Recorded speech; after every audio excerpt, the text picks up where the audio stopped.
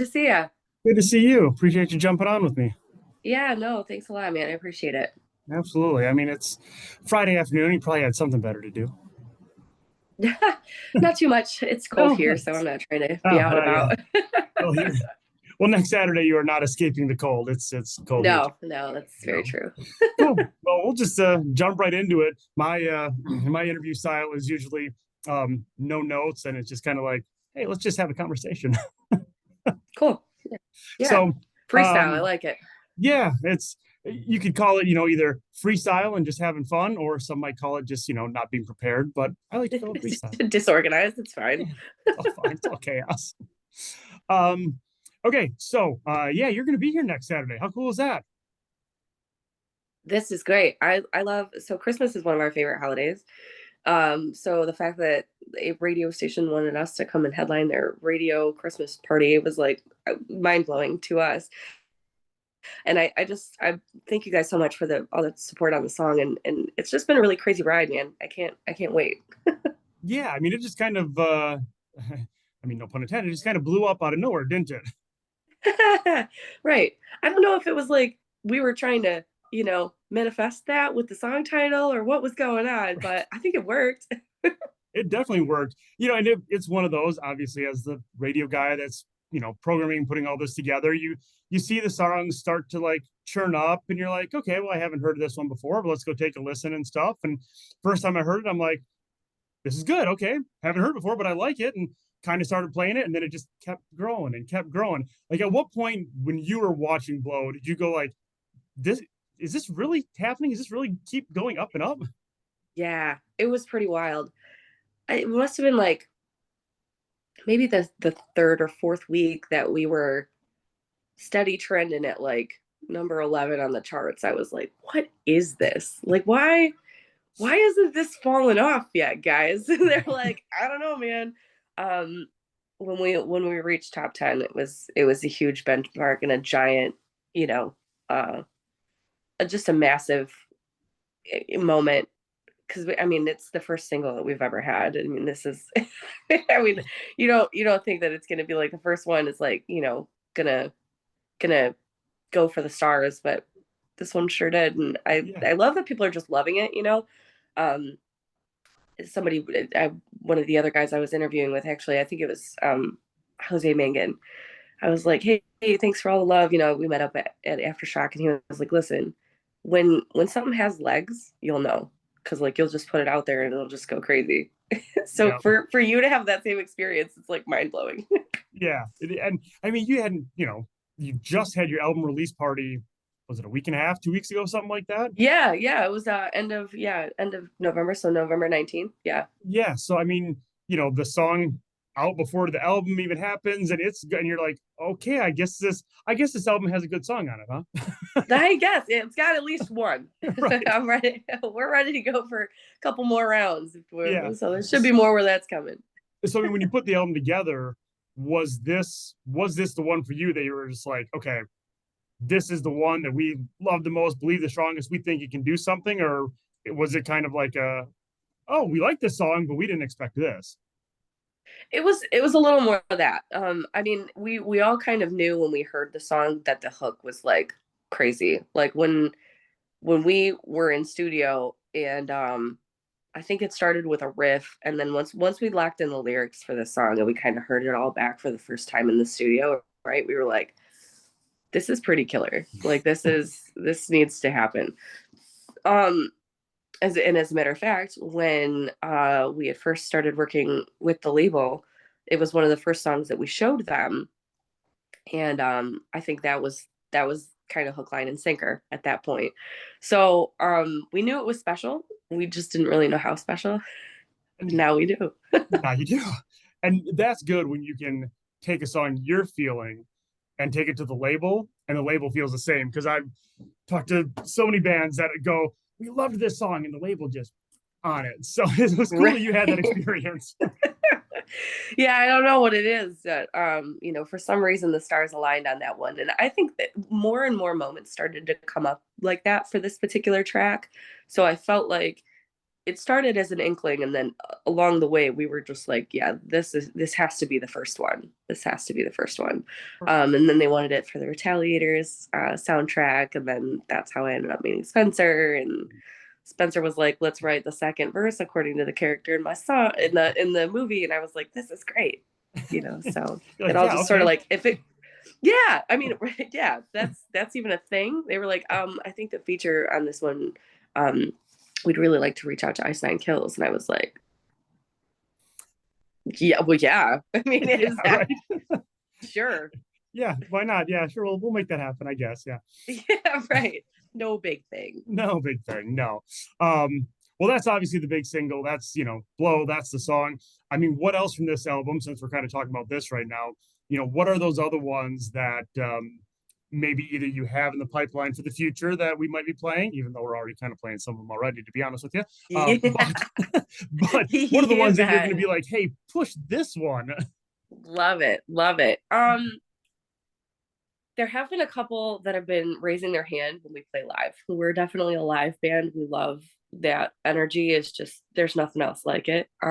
So I really started to notice um when we were out on tour that people were singing Heroin back to me, which was super powerful for me because it's one that if you just ripped out a page of my diary and put it in a song, it's that one, right? So like it's a super emotional moment for me too when we play live. So I'd love for that one to see the light of day. It's I mean it's out, it's on the album, it's Yep. but like at radio, like to have radio success for that, I don't know, I just think that emotionally people connect very well to that song. Um, and for that reason, I think it'd be a great radio single. The other one that I saw kind of raising its hand was Another Shot Through the Heart Okay. and Coming for Blood. Yep. And Coming for Blood's got like a weird hip hoppy thing, which of course Matt was perfect for from Ashes to New. Yep. Um, yeah, he actually like it was funny. He like Facebook messaged me like ahead of the thing and was like, "Hey, I'm really kind of vibing on this. What do you think?" And I was like, the first thing he sent me was absolute fire. So I was like, this guy just like I guess manifests magic and puts it out first thing. No, it was Right. like um the flow was great. And I think it really hit home with the rest of like the vibe of the song. Another Shot's a weird one because I feel like uh it's another one that's kind of like sassy lyrics like Blow. Um, but it's so much more to me, it's less poppy, more driving. So we'll Sure. see of those three. I'm hoping. We like driving here, so just There the you more go. the more driving, the better. This is well, I mean, with being from Michigan, I mean the Midwest, blue collar. I mean, they like it heavy. You got to really heavy it up for us Midwest rock fans for sure. You do this isn't LA. Yeah, I love that. I love that. You know what? It's funny. I the first time I ever met Jacoby Shaddix, he said something similar. I was like, man, it's so crazy that I'm meeting you at it was at the filming for the Retaliators. Sure. And I said, just last month I was at your concert, and he was like, oh, you Midwesterners show up in droves, man. We always have a great time playing in like Michigan or Ohio or like just, it's like that's where their bread and butter is for rock music. Absolutely, that's what we do around here. Actually, Yeah. his kid actually goes to school here in the Quad Cities. Oh, no way. I didn't know Yeah, that. yeah. I That's cool. can't remember if it's Ambrose or Augustana, one of the two of them. But all of a sudden, you'll see sometimes on social media people be like, Jacoby stopped into the restaurant today because he just heard of it. I think his kid plays lacrosse if I remember. Oh, So yeah, that's he'll just cool. randomly be around here. He's a great dude, man. He's just such a kind spirit. Like we hadn't met since filming the Retaliators, and then we show up at Aftershock. And I kind of wave from afar, and he's like, Eva! He's like, guys, this is my friend Eva Under Fire. Blah, blah. Like, he not only remembered me, but started like introducing me to like Caleb Shomo and like all of these other. I was like, I just felt like one of the, part of the tribe, man. It was Sure, really like you're cool. in. At that point, Yeah. you're like, I'm in. Yeah, I made it. So talked about Heroin and Coming for Blood, both of which we have already played. But like Coming for Blood, for example, you talk about obviously the the part that is sung by, my name is escaping now, from Ashes to New. Yes, Matt, Matt. from Matt. Sorry, yes, I've been Jacoby all over the place. I know. Obviously he will not be with you next Saturday when you're performing here. So when Hmm. you do come in for blood, who's doing that part? Oh, wouldn't you like to know? All right. Well, I'll be there, so I mean, No. I'll find out. Actually, we do keep it in house. I we make our rhythm guitar player rap. It's quite comical. I mean, he does a pretty decent job. So he's not Matt, but he also doesn't. He also would tell you the same thing. You tell you But he he's does not a Matt, pretty but good he job. gets it done. Yep. Yeah, Perfect. we make it a whole spectacle. It's pretty fun. Nice. Okay, so that's a bunch, of music stuff and things like that. I mean, you as a person, when you're not doing everything music, hanging out with Jacoby and Matt and all these guys. I mean, what are you up to? What are you doing? Well, here's like my little social media stand. Perfect. Yeah, gotta have that. So we gotta have that. And then, geez, I mean, now that we're not on tour, I think I just recently posted a TikTok video about this. I was like kind of weird because I felt domesticated. I was like putting up a Christmas tree and getting ready for the holiday. I'm like, I don't know what to do. I'm not in a venue. Right. So we do go a little stir crazy. I think it's a little easy for us to go stir crazy. Because it's so new to us. The whole like touring experience has been such a crazy, awesome thing. So we love to be busy. So thanks for inviting us to come play your party. I'm glad we get to keep you busy. Yeah, you're helping my sanity. Appreciate Good. Trust me, it helps my sanity too. you. So, I mean, you've been on a lot of tours. Pre-COVID, were you staying as busy and then all shut down, or did it kind of just all happen here over the last couple of years? Man, that's a wild question. So check this out. We were supposed to release our album in March of 20. Ooh. Right, right.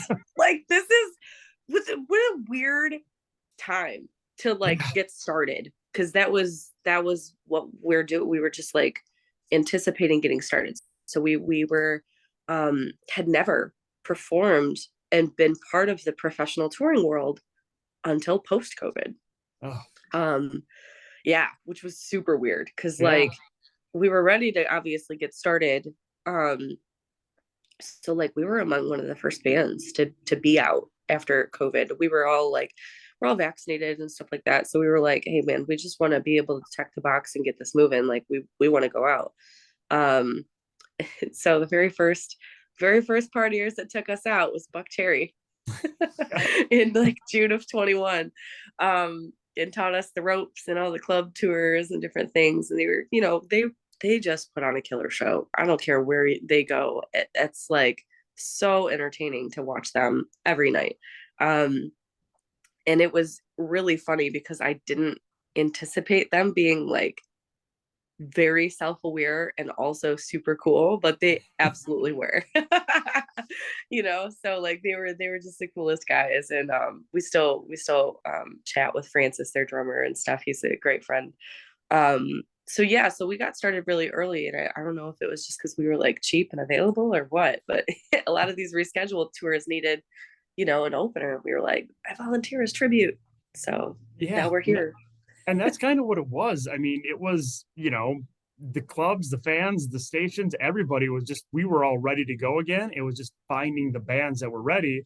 And I think, I mean, quite frankly, a lot of the established Disturbs and Corns of the world and stuff like that, well, they didn't need to jump back out there right away because then they're done that. So it was bands like yourself that could say, hey, we're ready to go. Yeah, and something I didn't really realize until we got out there was a lot of those types of bands too, they also have so much more headache than we have to worry about, because they have crew that they can't Right. like they can't go perform like we can with six guys in a band, I mean, it's they're gonna need merch people, they're gonna need techs, they're gonna need they need a certain amount of crew in order to be able to go out there and perform and do it safely. And so like I feel like many of those bands did themselves a good justice, I guess, by like waiting, because Mhm. it wasn't just for the protection of their band. Like my band can go out there and say, hey, we're willing to risk it, but like we weren't taking out like an entire or responsible for like an entire crew of people. Right. Yeah, it was the five of you and maybe one other person to Sound help guy, along and Jay sound Bear. guy. Who I also One. know from high school. So it's super weird. Like all of us, like we have a very old school story. We all grew up together playing different projects and different music and stuff when we were kids. Um, and then one day, like nobody was kind of jamming real like seriously anymore. We were like, we miss it. We should like get together and write. And some of the first songs that we wrote were on our independent album that we had released. So it was just kind of like we really relit the fire, and we were like, all right, let's just give this one more shot. And I mean, I should bring up for those that don't know, I mean, your background, you're a clinical psychologist. Yes. So, I mean, if I could, you know, we should talk about like music and the tour and how you're coming here and how it's going to be awesome. If I had an hour of your time, I would just talk with you about the human brain because it is fascinating to me. It's a wild ride, much Yeah. like music. Psych is a wild ride, right? But I think that's what it really intrigued me to to do music and psychology. I always thought it was going to be music or psychology, and then the universe laughed at me and was like, "No, you get both," which was super fun. A little intimidating, but super Sure. fun. um because they're both so healing, you know. I think there's a lot of healing that comes from rock music. I think that a lot of people have an emotional connection to songs like Heroin because they either know someone or they've experienced it, or like they can relate to, you know, that sort of like pull on your heartstrings moment where you can't help someone the way that you would want to. And that's a lot of what we talk about in therapy. I mean, is like this really existential crisis that people go through when they realize that other people get to do what they want, and sometimes you can't do anything about it, even if you know that's hurtful and that it's not good for them. So it's a really like I find so many common threads in both of them, which I find has been kind of my own version of therapy. I feel like music is like my lyrics are my own therapy, and then I get to go and help others when I'm in session, you know. So it's a really cool dynamic. Absolutely. And I think rock music more so than any other, I mean, And yep, you know, than any other genre. I I think mean, that too. yeah, no offense to country or pop, but it's not quite there with Yeah. the, Yeah. the lyrics. I think um, it's really that's what it's about too. And I think on the honestly, like we've kind of like seen now that since the album has been released, the songs that we wrote just for fun, they are fun, but they don't translate like the ones that come from the heart, you know. So I think you might be seeing some more of that on the next record, just because like we have been through a lot and there is a lot to talk about. I mean, we wrote this record prior to the pandemic, so it has nothing about that. There's been a right. whole like years of story since then, that we still have yet to talk about. Yeah. Yeah, and music, absolutely. You said it, it's therapy, and whether you're listening with headphones or in the car, or especially at a concert, I mean, I think that is so much therapy for people. And concerts are, obviously they're about the music, but they're about so much more. It's just, being with people and the full experience of everything. That's why people miss it so much for that time down. And now that a lot of them have realized, I never want to miss this again, they're going out more and more. Yeah, I mean, we made that as part of like our speech when we were out on these tours, and we said, you know, like we wrote you guys a love song, and then we play them the strong. And you know, once that one died down, it's you know that message was something that we really wanted to get across, is like you're never alone at the rock show. Like this is the place where people become family. I mean, I've seen so many people bond over a band they love. It's crazy. A song that they love, the types of music that they love, like the metal community is just so awesome. Even to the point where like when people come to the rock music community and they try some stuff that they get away with in other genres of music, like you won't get away with it here. You cannot be inauthentic here. You cannot be like gatekeeping here. You cannot be like uh gaslighting other people, and like they might even call you out from the stage and like You're send right. you home. Like you can't, like this is all love or nothing Yeah. here. And I love it for that. I mean, there's the number one rule in the pit. The pit is so violent. Everybody else is like so intimidated by the pit. It's like if someone falls, you pick them up. Yep. That's what rock music is. You get to express yourself in whatever wild, crazy, violent way you need to, but understand that we will embrace you through that. And if you fall, we will pick you up. 100%. Yeah, Amazing. I know. It's we are we are a unique group that all found ourselves, aren't we? It's a weird time. And I think we embrace the fact that like a lot of people have probably been through their own wild story to get here and to own their own quirkiness or weirdness or like whatever it is about themselves that like brought them here to this music, to this tribe, um whatever it is that speaks to you. It is like a really, um I think it's one of these genres of music that embraces like a darkness that doesn't doesn't have to stay or overtake you or define you. I do find that like there's a couple of other genres now that I'm really liking the way that the lyrics are kind of going. Like this whole alt pop thing is Mhm. pretty cool. Yeah. Like and I think it's reaching a lot of younger people in that same sort of environment, which is why I think the next record we're gonna want to go with like a lot more meaning and a lot more, like true story than anything, because I think a lot of people could use that. I know I could. Yeah, and relate to it, and I mean, the more you can relate to what you're listening to and hearing and stuff like that, I mean, more likely are to like it. So, you mentioned the darkness right there. You watching Wednesday, by the way? Oh, I binge watched that until like 4 in the morning. I'm already done with the series, and it was amazing. I saw your post on Instagram. I'm like, okay, I got to ask her about this. With my limited time, I am only one in, but I'm just like, okay, yeah, I'm in on this. This is so good. It's so good. I love that the actress that plays her is like her own version of that character. And Yeah, I think it does such a service to like what a young high school version of Wednesday would have been. right. Um, and then the different things that they do a really good job in this series. So like hold on to your hat for like the Yeah, twisty turny parts of like what you think is gonna happen and then it doesn't. sure. So it's really, I think it's written really well also. And I all of a sudden, even in the first episode, Christina Ricci shows up. I'm like, yes, that's Wednesday Yeah. from my old days. Yeah. When you finish the series, if finish the series before the December 10th show and we'll talk about it. Because I think there's something that happens at the end that I think is gonna like blow your mind. Okay, Um, awesome. but Now I yeah, have a new goal for the next week. a Work can new wait. agenda. I will stay up till 4 in the morning and watch it because Eva told me to. All right. All right. So let's just talk December 10th, get it all in here so that way everyone shows up and has a good time. I mean, what are they going to expect when Eva Under Fire hits the stage next Saturday? I mean, you guys are letting us headline, so like there's gonna be lots of other music that if you've seen us on tour, we don't usually get this amount of time. So we're gonna be playing some other songs that people maybe haven't heard us play in a minute.